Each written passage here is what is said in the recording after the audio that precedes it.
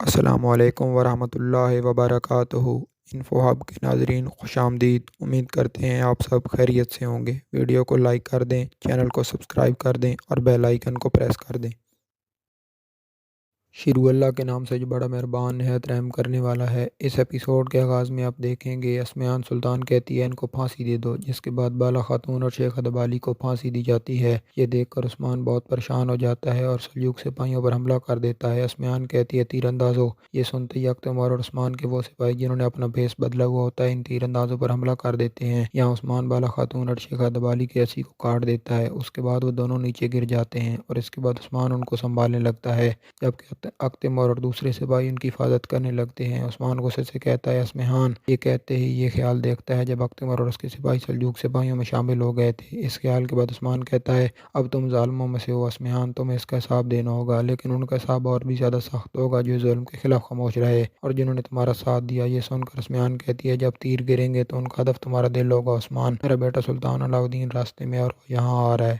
پھر اسمیان سلطان کہتی ہے میں تمہارا سر قلم کرنے کے بعد ہر ایک قبیلے میں لے جاؤں گی اور جا کر انہیں دکھاؤں گی، جس کے بعد کسی میں بھی اس کی جرت نہیں ہوگی کہ وہ ہمارے خلاف بغاوت کرے۔ یہ سن کر عثمان کہتا ہے اگر ہماری موت آج لکھی ہوئی ہے تو ہمیں پرواہ نہیں کہ کون آ رہا ہے یا نہیں۔ یہ سن کر اسمیان کہتی ہے آج تم میں سے کوئی بھی زندہ نہیں بچے گا کیونکہ یہاں سب سے زیادہ طاقتور میں ہوں۔ یہ کہہ کر وہ کہتی ہے الوف۔ اس کے بعد الوف اپنے آدمیوں کے ساتھ وہاں پر آ جاتا ہے۔ عثمان الوف کو دیکھ کر کہتا ہے تو تم ابھی تک یہاں ہو؟ الوف کہتا ہے میں تمہیں مارنے کے لیے یہاں پر ہوں عثمان کہتا ہے اگر ایسا ہے تو پھر ٹھیک ہے، ہمارے سینے تیروں کا ہدف بننے کے لیے تیار ہیں۔ اور اسمیان سلطان تو اگر تم نے ہمیں اپنے پیاروں کے ساتھ یہاں سے جانے نہیں دیا تو یہ واضح ہو جائے گا کہ کون شہادت کے لیے لڑتا ہے اور کون موت سے خوفزدہ ہے۔ یہ سن کر اسمیان سلطان کہتی ہے تم یہاں سے جا سکتے ہو عثمان، لیکن ایک شرط پر کہ مسعود کو تم یہاں رہنے دو تو میں تمہاری اس بے ادبی کو نظر انداز کر سکتی ہوں۔ یہ سن کر عثمان کہتا ہے ہم بہادر ہیں، کیا تمہارے اندر اتنی جرت ہے؟ کیا تم نے میرے شیخ کی آنکھوں میں موت کا خوف دیکھا ہے؟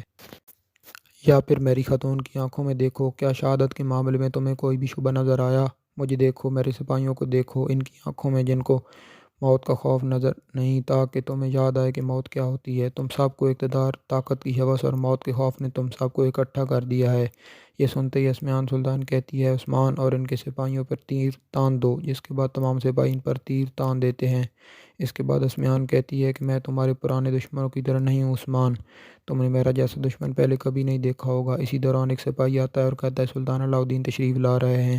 یہ سن کر اسمیان سلطان کہتی ہے کیا تم نے سنا عثمان، تمہاری موت کا فرمان آ رہا ہے۔ جس کے بعد سلطان علاؤدین اپنے سپاہیوں کے ساتھ وہاں پہنچ جاتا ہے۔ اس کے بعد کانتا کوسنوس بھی اپنے سپاہیوں کے ساتھ وہاں پہنچ جاتا ہے۔ وہ دونوں گھوڑے سے اتر کر ایک ساتھ کھڑے ہو جاتے ہیں۔ یہ دیکھ کر اسمیان سلطان کہتی ہے اب تم کیا کرو گے عثمان صاحب؟ یہاں پر یہ شہر میں کمرال ابدال مریضوں کا علاج کر رہے تھے اور مسلسل لوگوں کی اموات ہو رہی تھی۔ ملون خاتون کہتی ہیں کمرال ابدال دن بدن مرنے والوں کی تعداد میں اضافہ ہو رہا ہے۔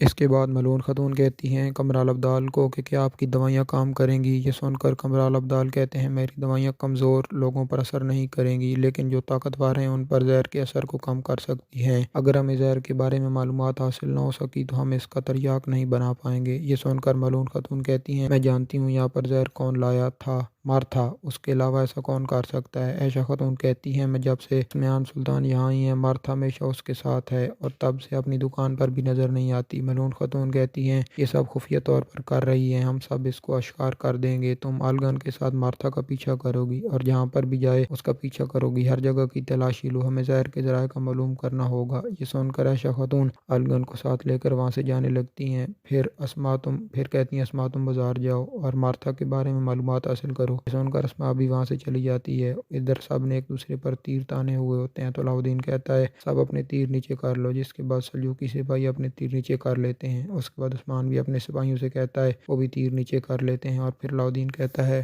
ان کے سپاہیوں کو گرفتار کر لو، جس کے بعد سلجوقی سپاہی عثمان کے سپاہیوں کو گرفتار کرنے لگتے ہیں۔ علاؤدین کہتا ہے آپ نے ہمیشہ ایسا ہی کیا عثمان صاحب، کیا آپ کو قوانین معلوم نہیں، کیا آپ کو اپنی حد یاد نہیں؟ یہ سن کر عثمان کہتا ہے جب میری خاتون اور میرے شیخ کو قید کیا جائے تب میں کوئی بھی قانون نہیں مانتا۔ یہ سن کر علاؤدین کہتا ہے اگر ہم نے اپنی آنکھوں سے نہ دیکھا ہوتا اور ہمیں معلوم نہ ہوتا تو تم نے کیا کیا تب ہم تمہارے حال پر افسوس ہوتا۔ عثمان اسی دوران سلجوق سپاہی عثمان کے سپاہیوں کو وہاں سے لے جانے لگتے ہیں۔ عثمان سلطان کہتی ہے خوش آمدید سلطان، آپ نے صورتحال دیکھ لی ہوگی۔ علاؤدین کہتا ہے بالکل میں نے دیکھ لیا، لیکن شیخ ادبالی کے ساتھ ایسا رویہ اختیار نہیں کرنا چاہیے تھا۔ پھر عثمان اس کی بیوی کا جرم واضح ہے، یہ سن کر کانتانوس کوس کہتا ہے سلطان جیسا کہ آپ نے کہا ان کا جرم واضح ہے، انہوں نے صرف کونیا نہیں بلکہ بازنطین کے خلاف بھی جرائم کی ہیں، ان کو پہلے میری عدالت میں پیش کیا جائے گا۔